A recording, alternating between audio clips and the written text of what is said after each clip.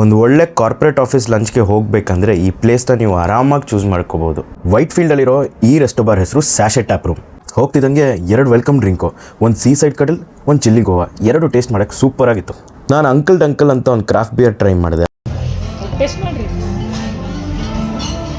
Same lager beer taste.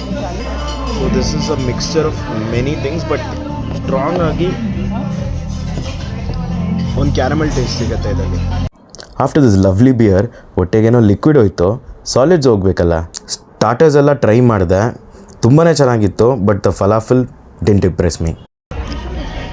It's so called falafel, but it's your $5 masala vada. Main ಕೋರ್ಸಲ್ಲಿ Hakka noodles was so impressive. Perfect texture and fluffiness. It was so good that I kept savoring it and I got a food gasm. ಡೆಸರ್ಟಲ್ಲಿ 3 variety ಇತ್ತು. I grabbed all of them, but I still couldn't stop taking the Hakka noodles. Desserts ಎಲ್ಲ ತುಂಬ ಚೆನ್ನಾಗಿತ್ತು, but the tiramisu was hard. Cut ಕೂಡ ಮಾಡೋಕ್ಕಾಗ್ತಾ ಇರಲಿಲ್ಲ. Chef ಹತ್ರ ಕೇಳುವಾಗ cooling temperature variation ಆಗಿರ್ಬೋದು ಅಂತ ಹೇಳಿದರು. That could have been taken care. I got an opportunity to meet the chef also. I thanked him for the good food. And for more such content, subscribe to Chat Circuit.